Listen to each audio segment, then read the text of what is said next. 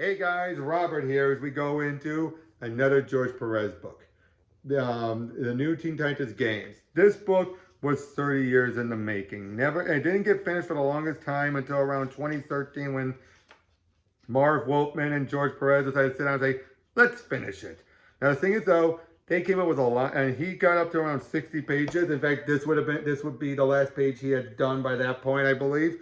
And then eventually they just stopped and moved on to other things. He went on to there was Crisis, Wonder Woman, and all that. And then eventually when they came back, they realized we need to rework the story. Because what we had, either we forgot, we don't know our mindsets were back then. We're also much wiser, older and wiser, relatively. So they decided we will rework it. And what we got is here, and even say this is originally plotted and half drawn in 1988. So this is around the time of Wonder Woman. And the other half was completed in 2010. Longest Titans deadline ever. So yeah, 23 years to complete this. We open up with a chopper flying by. We see a devastation down below. It's just, that was the message, your move, Faraday. Someone has done something and is taunting King Faraday. Or Kingsley Faraday, or Agent Faraday. As, yeah, he meets up with his superiors. They tell him about it's the Game Master.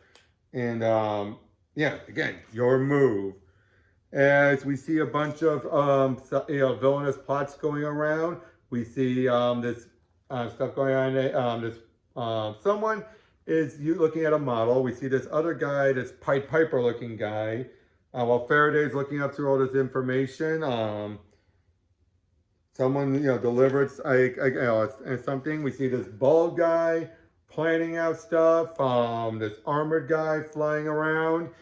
And then we also cut to Cyborg's old friend Sarah, who is taking care of a bunch of disabled kids. A lot of ones who are helping them to walk with their prosthetics and everything. Very good stuff. Faraday first was told to leave it alone, but he's like, screw it, I'm not a paper pusher, I'm gonna deal with this. We see this one woman who does all this snapping. Turns out she's communicating with this bald guy and everything. He says everything's in place. This weird church area, they're hearing voices. Just so much building up. We see Dick Grayson doing a little working out until he gets word from Faraday, who wishes to see him. We see stuff with Donna doing some photos. Gar's out on a date. We see Corey Starfire doing a car commercial and everything. Funny thing is, in the back they say they don't even remember what the context of this was.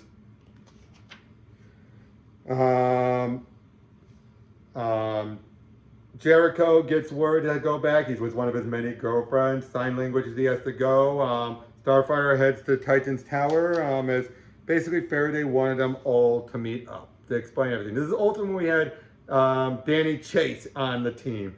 Boy, the kid's a interesting son of a god.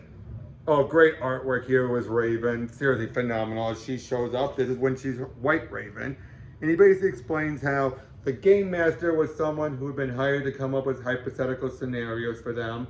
And basically he soon felt like do war games. But he soon felt such a thing was inevitably to happen.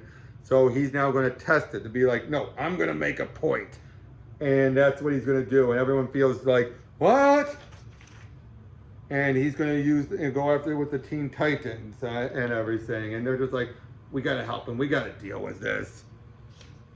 But meanwhile, Raven, though, just to take a breather, heads off to meet up with her mother, who's alive when this was going on. We see this one guy's putting all this stuff together, and like, yeah, he's just putting all these things together. There was a Danny, whose parents are spies, is talking with Faraday about everything, and then hold on. Oh, Dick Grayson goes to meet up with Batman and Jason at one point, just to explain everything. They're trying to make sure everyone's protected and everything in case they go after the families, which they probably will, because that was part of the threats was. Oh, Jericho having a message sent to all of his girlfriends. Good God, dude, what a Casanova! But soon they eventually get word that it wasn't Vic's parents. That's what he was out protecting. It's the bus that Sarah and all the kids are on. So they realize, we got to get over there now. They start heading over there. Now, Raven can teleport, but she left her confine while she was with her mom. That's why, to protect her.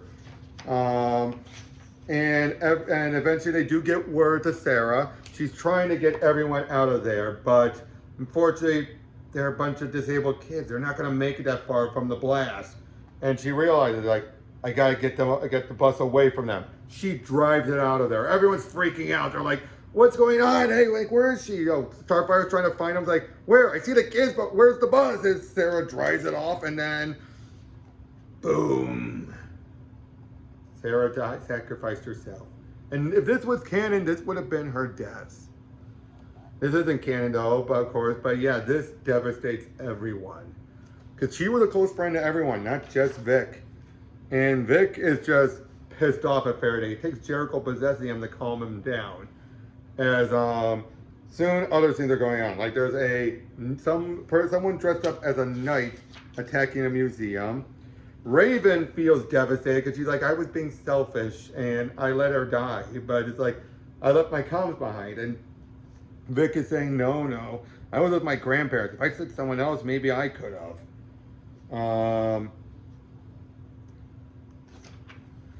Again, they're just trying to figure out, they are determined to deal with. They are trying to figure out what's going on.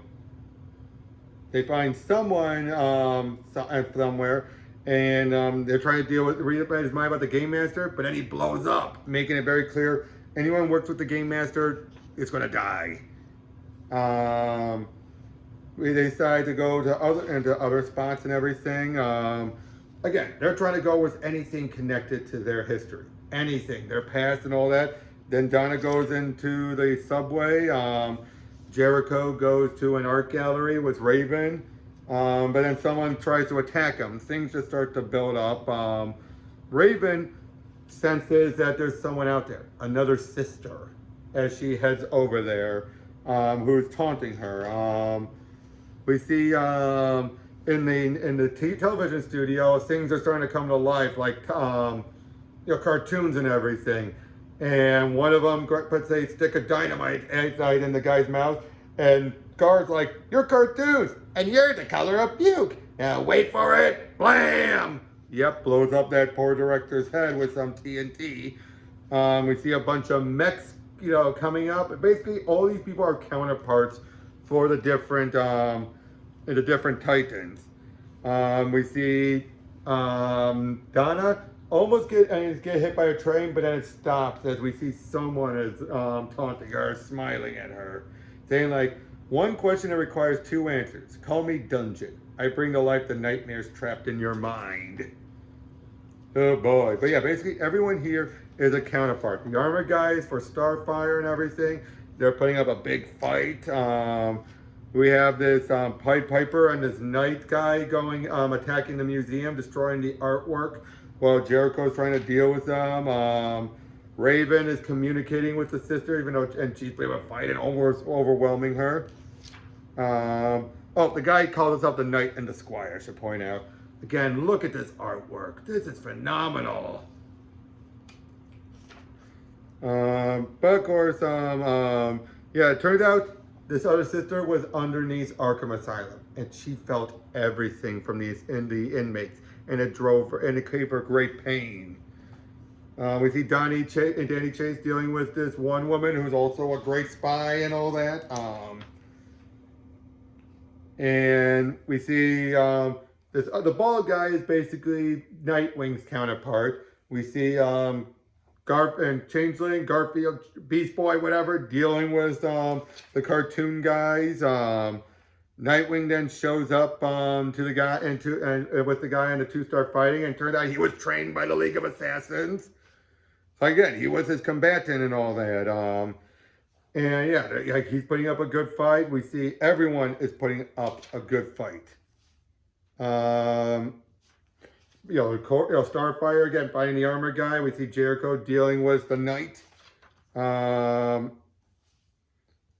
We see, yeah, Dick is dealing with the guy. Again, all this, just a bunch of action, but it is so good. And again, this is the point we're in where this is the new stuff. Cyborg is dealing with that guy in the suit. That was the old man from earlier.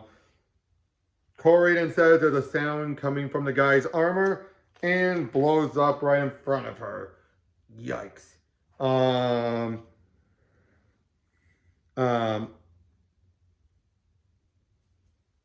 we see that Danny starts to get the upper hand on the woman. Then she blows up. Then it turns out the guy is the strategist. He's been dealing with all the stuff are his strategies.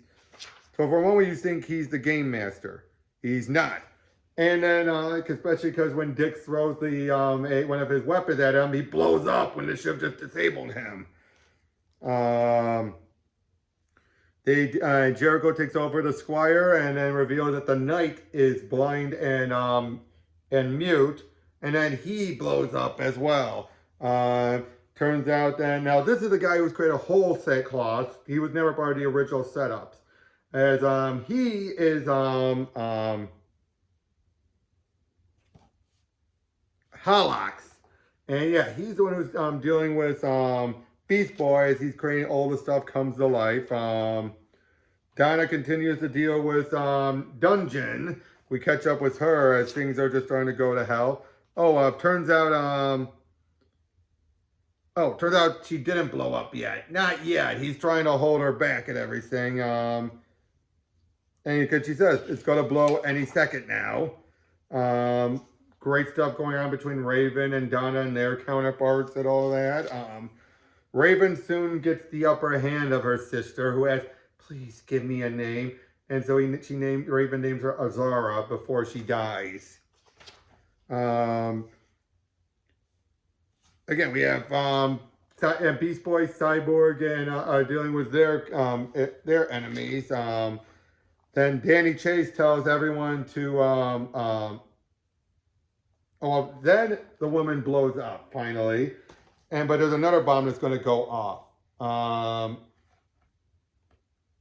Again, just so much stuff is just insanity is going on. Beast Boy and Cyborg are starting to get the upper hand, as does Donna with Dungeon. And Raven eventually shows up to help. Unfortunately, though, Dungeon and the other people are reduced to ash. Corey is finally found as she's badly hurt. Danny realizes they're not going to make it in time. So what does he do? He puts his teak field down as close as he can. Now, up until this point, Danny had been a real brat. No one liked him at all. And basically, Marv Wolfman decided, since he doesn't have to deal with continuity anymore, he could finally put Danny through something to make him actually something that could have redeemed the character. So yeah, and it turns out Danny did survive, but he lost his arms in the blast. Corey is still struggling. And they're trying to find out, like, the Game Master. They soon realize, though, something then is coming from Titan's Tower, and it's starting to bring this energy field down. And it turns out Faraday was the Game Master. Not intentionally. Basically, Faraday became so obsessed with it. So focused that these things were going to happen. Adding all this time to the spy and everything, he then realizes, like, part of him just felt like, I need to do it. I need to prove him. And, of course, Cyborg is pissed off. They start heading over there because, yeah, that energy field is starting to destroy everything in the city. They make their way there. They have Jericho hopping into Beast Boy and then jumping into him to stop him. They make their way there and they realize the only way to stop it is to blow up Titan's Tower, which Beast Boy and Cyborg's dad had made it, so it feels fitting, and it blows up. Everyone is recuperating. They're mourning the dead and everything. Danny and Starfire are recovering. Faraday's going through some mind stuff to try and, basically as punishment and everything. A physical rehabilitation center is dedicated to Sarah, and Danny was one of their first clients given these new prosthetic hands, which with his telekinesis, he can move them around like normal. We see some of the others like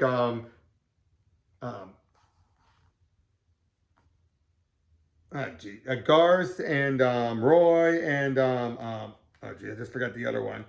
But you know, they're there and they're looking at the big hole and everything. Now they're a lot younger. Again, 88 would make some sense. Beast Boy says, "Hey, let's have our first ever annual Teen Titans Pizza Party," referencing the cartoon.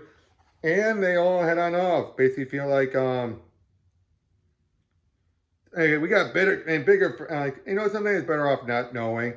Besides, we got bigger fish to fry. I hear Deathstroke's back in town, and Butter Blood's on the move. Who's next? Trigun. Worse, Gar wants to become a stand-up comedian. Isn't that the first sign of the apocalypse?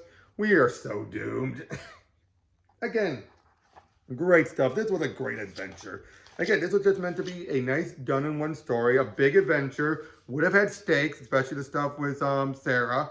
And I am so glad to see that he got this done. This was one of the last things he did for DC. I mean, he eventually did some of the stuff with Superman for New 52, but then eventually moved on to this.